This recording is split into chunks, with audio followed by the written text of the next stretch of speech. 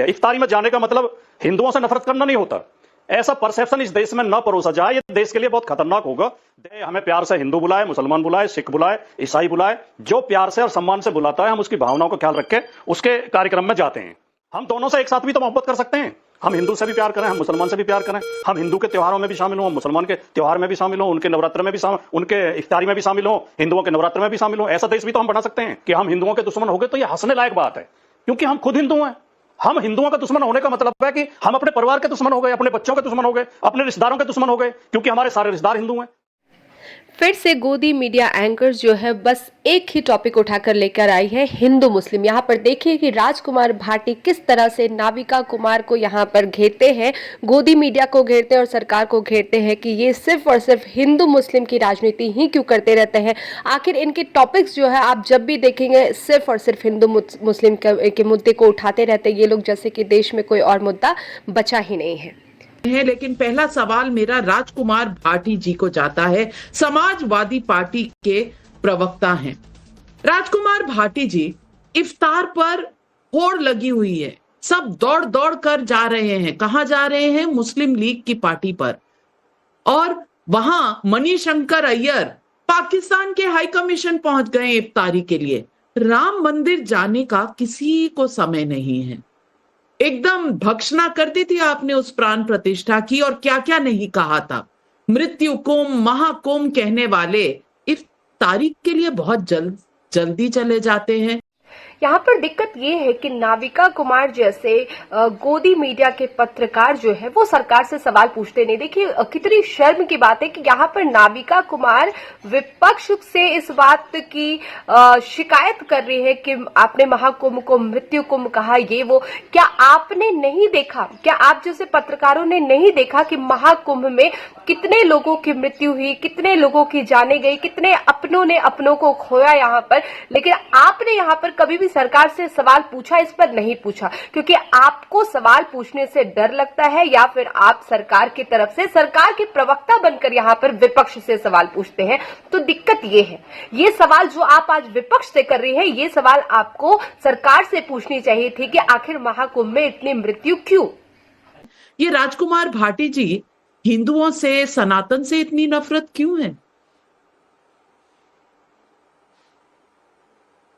नहीं, ये तो आपका काल्पनिक सवाल है और आपके दिमाग में घूम रहा होगा कि हिंदुओं से नफरत है। मेरा फोन कट गया, कृपया इनसे पीसीआर से कह दें मेरा फोन जोड़ दें। बाकी मैं अपनी बात कहता हूं, मैंने आपका सवाल पूरा सुन लिया कि नवका जी, इसका एक जवाब तो ये है कि अब जब नवरात्र आए अब की बार, तो आप नवरात्रि में वो करते हैं, भंडारा करते हैं, लोगों को बुलाते हैं। आप करना और अखिलेश यादव जी को निमंत्रण देना। अखिलेश यादव जी आपके नवरात्रि के भंडारे में भी उतने ही प्रेम से, उतनी मोहब्बत से आएंगे, श्रद्धा पूर्वक आएंगे।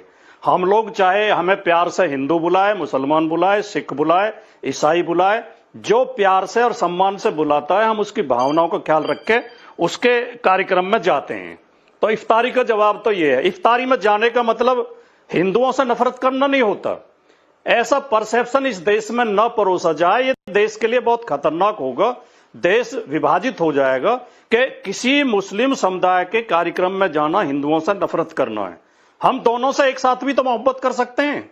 हम हिंदू से भी प्यार करें, हम मुसलमान से भी प्यार करें, हम हिंदू के त्योहारों में भी शामिल हों, हम मुसलमान के त्योहार में भी शामिल हों, उनके नवरात्र में भी उनके इफ्तारी में भी शामिल हों, हिंदुओं के नवरात्र में भी शामिल हों। ऐसा देश भी तो हम बना सकते हैं, ऐसा समाज भी तो बना सकते हैं।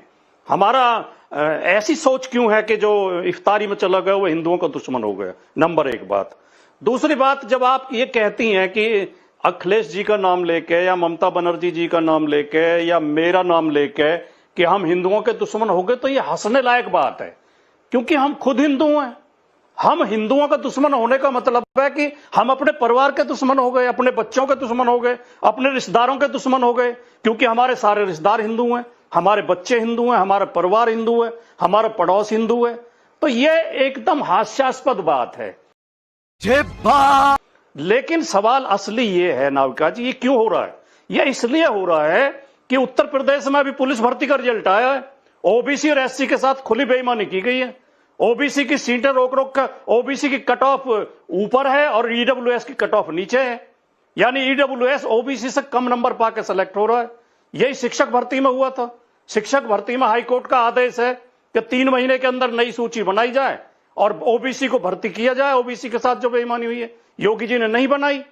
तो ओबीसी और एससी इस अन्याय की तरफ से नजर न करे, इस अन्याय के खिलाफ न बोले, इस सरकार की पोल न खुले, इसलिए हिंदू मुसलमान के सवाल उठाए जा रहे हैं, रोज उठाए जा रहे हैं, नए नए सवाल लेके आए जा रहे हैं। चलिए राजकुमार भाटी जी, चलिए ये मैं मान लेती हूँ कि आपको हिंदू मुसलमान सिखों से सबसे प्यार है, बहुत अच्छी बात है, आप हिंदू हैं मैं जानती हूँ, लेकिन सवाल तो इसीलिए उठता है ना कि इफ्तारी पे आप चले जाते हैं, आप कहते हैं जहां भी बुलाया जाता हम चले जाते हैं। इफ्तारी पे आप गए, राम मंदिर की प्राण प्रतिष्ठा में बहुत आदर के साथ आपको मंदिर के ट्रस्ट ने बुलाया था, बीजेपी ने नहीं बुलाया था, मंदिर के ट्रस्ट ने बुलाया था, हिंदू ट्रस्ट ने बुलाया था, लेकिन आप नहीं गए, आज तक नहीं गए।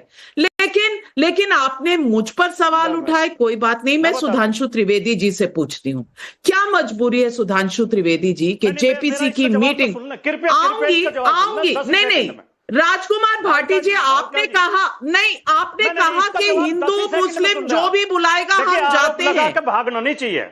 नहीं भागूंगी नहीं, वापस आऊंगी, भागूंगी नहीं, आपने मत लगाओ ना 10 ही सेकंड, 10 ही सेकंड, केवल 10 सेकंड। आप सस्पेंस बढ़ाइए ना, आपने कहा हिंदू बुलाए या मुस्लिम बुलाए, प्यार से जो बुलाता है हम जाते हैं।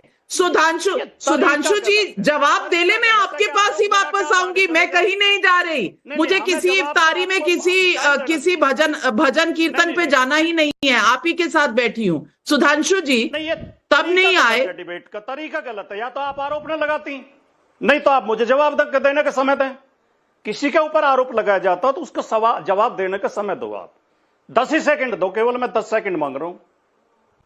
नहीं तो बोलिएगा, दो नहीं, मैं आपको पूरे 30 सेकंड 45 सेकंड दूंगी, पहले सुधांशु जी को सुन लीजिए। सुधांशु जी क्या मजबूरी है कि नहीं कि ये आरोप लग रहा है विपक्षी नेताओं पर?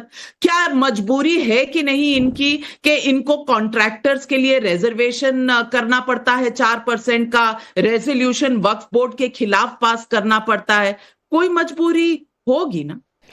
इसी को कहते हैं पत्रकारिता के आड़ में प्रवक्तागिरी करना।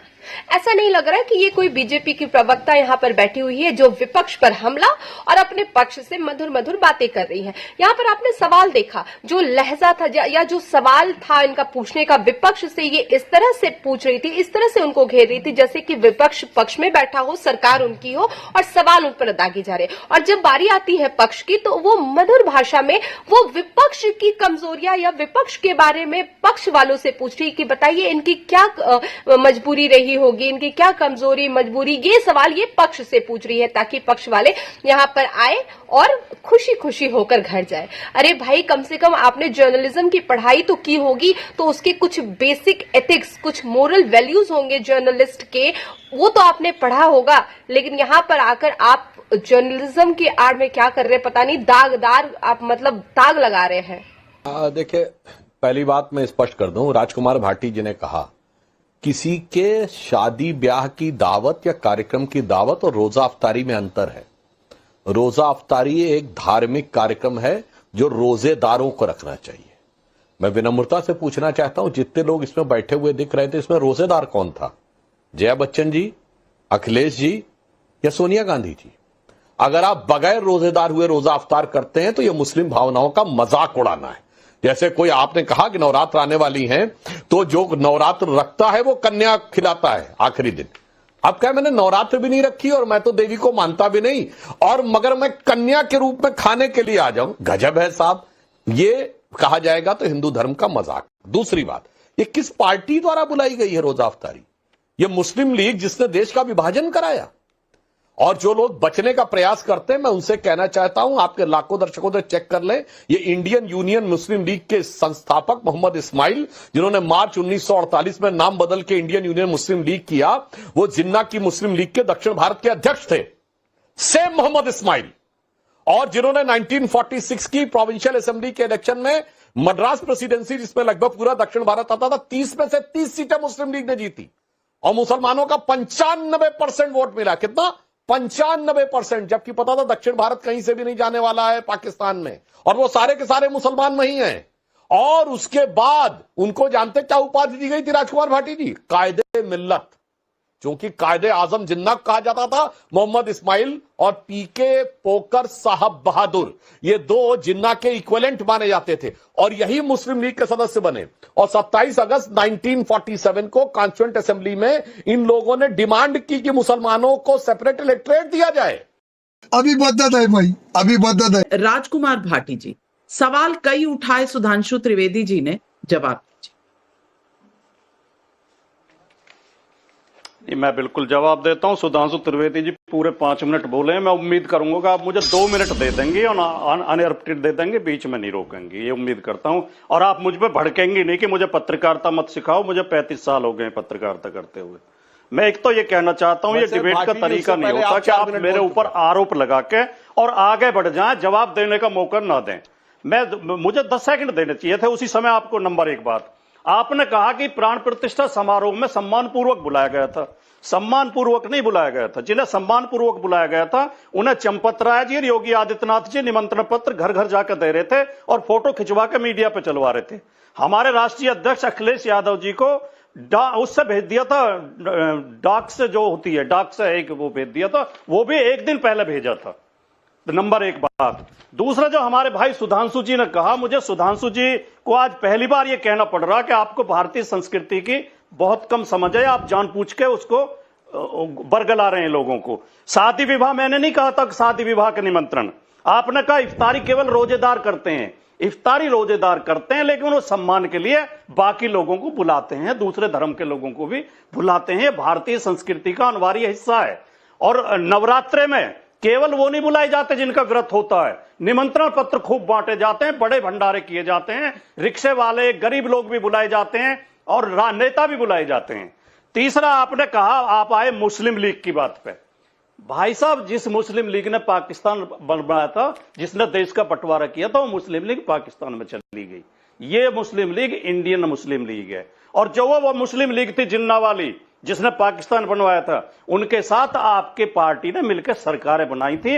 आपके मुखर्जी साहब उसमें मंत्री रहे थे, बंगाल की सरकार में, और सिंध की सरकार में भी आप शामिल थे। तो कृपया ये इस तरह से देश को बरगलाएं। ये केवल आपके अंदर जो एक नफरत है, नहीं केवल मुसलमानों के प्रति, केवल उस नफरत की वजह से आप राजकुमार भाटी जी, मैं उम्मीद करती हूँ त्योहार पर सब लोगों को बुलाना